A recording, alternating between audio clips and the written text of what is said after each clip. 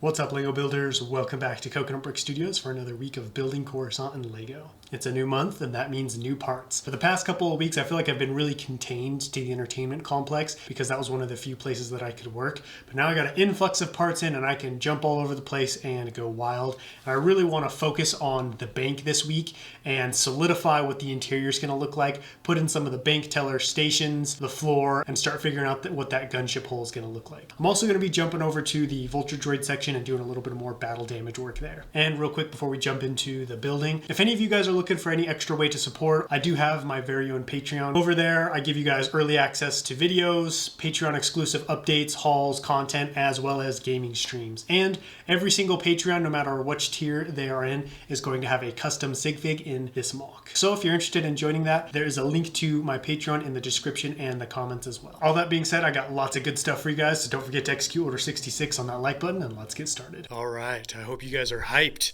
for another week of building Coruscant. It's a good week. It's the first week of the month, which means I got a bunch of parts in. We'll be going over that in a second. I have a quick update for you guys over here on the bank. So on my Saturday live stream, I took out all of the filler brick that was in here as well as the plate and replaced it with just solid brick. So we have 2 layers of 2x4s. I did this because I have been running really low on plate like I've been talking about, and so I decided to just pull it all up and put in a bunch of extra dark tan brick I had from Cato Nemoidia, thus saving me a ton of plate, because now I can just put the tile that's going to be the floor directly on top of this. So I'm going to have teller stations running along the sides here, and then maybe like some offices or something up front. But I'm not sure what the teller stations are going to look like. I'm thinking maybe glass or some kind of bar, so I'm going to have to look up some good reference material. And then in the center, these wedge plates are going to be for like some kind of design. Now for the parts. I got a bunch of dark tan I got a bunch of dark bluish gray 2x4s. I feel like every month I'm ordering like 200, 300 of those, and it's still never enough. But hopefully I should be able to make some good progress on that alleyway over there. Then I got some other parts in for another micro scale build video. More brick and plate. You know, as I'm looking at this, feels like I didn't get very many parts, but I spent the same amount of money that I usually do, which is kind of weird. Did also get this big bag of tiles. Not gonna lie, that was kind of an underwhelming haul, but oh well, at least I got some parts in. Sometimes I have too many ideas for what I want something to look like, and as a result, I can't get anything built because I don't know where to start.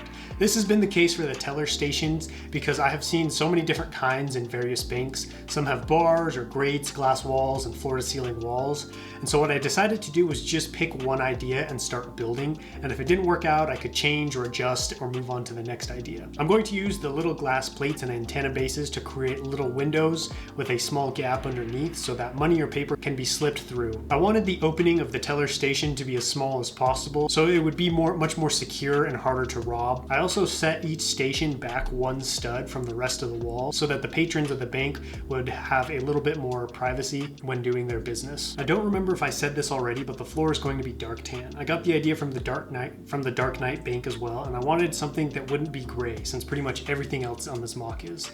Plus, dark tan still matches the muted kind of formal color tones of the rest of the interior. In the center, I'm going to build some kind of a design. I'm not really sure what it is. I'm just putting down wedge plates and tile in a way that looks cool, but I would like to work in the Republic logo into the center somehow. I think this interior is going to look a lot cooler than I initially thought. Designing a formally elegant yet simple bank has been fun, and that is what I'm more comfortable doing as opposed to brighter, flashier, louder builds. I would like to add some stuff in the open middle area as well. Let me know down below in the comments if you have any suggestions or ideas. I'm thinking maybe some counters, desks, or benches for patrons waiting to be helped. I must say it's looking mighty fine, a lot better than it did at the start of the update. I think the teller walls turned out pretty nicely. I ended up not having to really break or readjust anything. I think the initial design was good enough. I really like these little glass walls that separate the teller from the patron, and then you can see you can slip stuff in between there, but it's not big enough to fit a hand or a body or an arm or something. Up above them, I put lights to signify if they're open or if they're in use. I don't know that I like this. I feel like it's a little bit too DMV-ish, so let me know what you guys think of the lights. And so far, all the colors are meshing together pretty nicely. I'm not sure what I think about this design here in the middle. It's a little too square for my liking, but I don't know if I dislike it enough to actually change it. I think I might put like a little round Republic logo right there. These masonry bricks that I bought for my Coconuts Kingdom channel are really coming in clutch for Coruscant. They're an absolutely great way to add texture to this MOC and still stick to the same color tones. I did do a little bit of work on the gunship hole over here. I'm at a bit of a standstill right now. I've been racking my brain trying to figure out how to make the wall bend inward. You can see I tried using some of these ball joints. Just didn't work out. There's really no way to hide the ball joint. It just juts out too far and it's very exposed. And while it does allow me to position tiles in a way to make them look bent, you can see the back here. It's very hard to hide this whole thing unless it's buried in some kind of a wall, but the wall right here is only one plate, is only one stud wide, so I can't really bury it in behind anything. But I do have some other options in mind. I think what I need to do next though is tile off the front of this wall so that I can pull off all of these plates on the inside and then start building the actual wall and see if I can, work something out from there. But if worse comes to worse and I can't figure out anything, I could always just build sections of the wall and set them next to the gunship. They don't actually need to be connected to the wall or the gunship. I think that would end up looking all right as well, and then, just piling up a bunch of bricks as rubble and debris running along the bottom of the gunship. I'm also trying to figure out what to do with the door here. I typically build bunker doors, base doors, very heavy duty, sturdy looking things. I feel like those would look very out of place here. It's going to go in the center here of this little mini walkway. And I don't know if I should make like a revolving door like an Andor, or if I should just do a sliding door. Let me know what you guys think I should do down below in the comments. I'm just not familiar enough with like day-to-day business civilian buildings in Star Wars. One problem that has arisen this update in regards to the door a little bit, but really just everything in general, is how do I make this look realistic and look like a bank while still making it look like it exists in the Star Wars galaxy?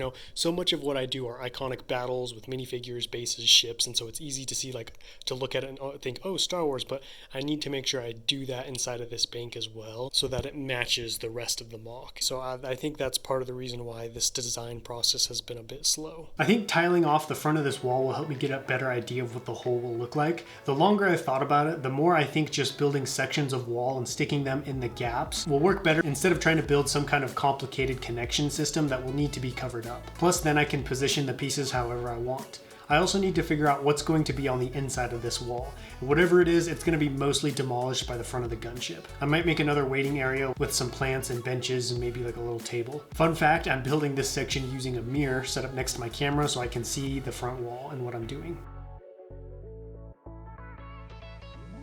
A lot of times when building something, I put it off because I'm not sure what I want it to look like or how it'll all come together. But as soon as I start, I usually realize I was hyping it up to be much harder and more difficult in my mind. So I decided to just go ahead and start work on the doorway. I kept putting it off because I hate building doors and doorways, and I knew I'd have to pull out the whole section of wall and part of the floor. But true to what I was saying earlier, the whole thing didn't take very long, and once I started building, the ideas started to flow. I'm still not sure what the actual door will look like, but I'm thinking about building it out of transclear brick in a way that makes it look like it was smashed open.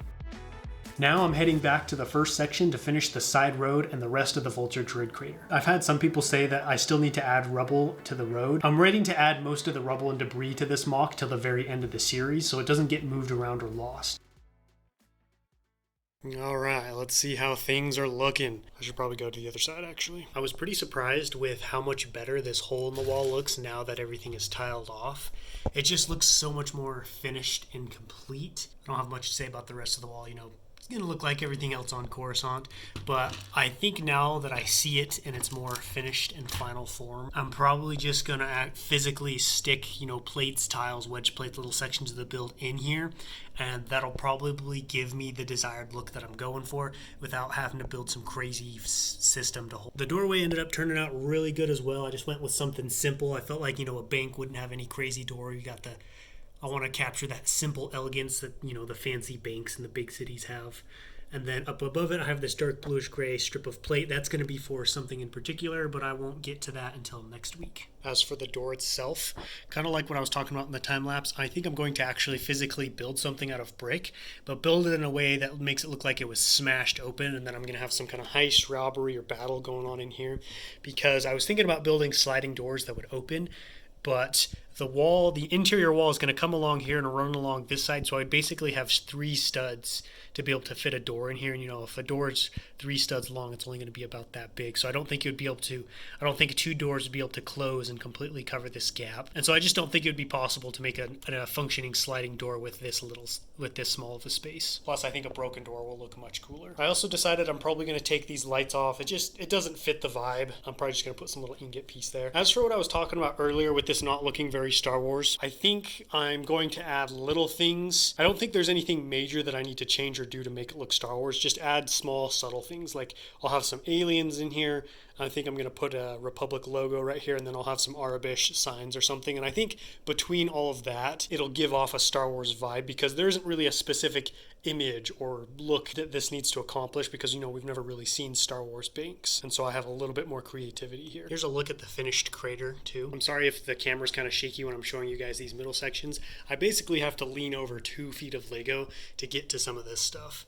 But like I said, I'm going to leave this part unfinished until the very end of the block, just because this stuff gets moved and messed around so much. I'm going to have to fix it, and I don't want to keep doing that every week. But one thing I still need to add is actually a little crosswalk right here. I'm going to run 2 strips of white brick so that people, have a little section that they can use to walk across the road. And I have one last thing to show you guys. This came in just before I finished wrapping up. It is my order from Thick's Fig Shop. For those of you guys that don't know, pretty much all of my clones, like the Plain White Phase 2s, Shock Troopers, Fox, Thorn, they are all decals, and I get all my decals from Thick's Fig Shop. He has incredible customer service, great pricing. He's a great guy. I've been getting to know him. And so I got a bunch of Shock Trooper decals here.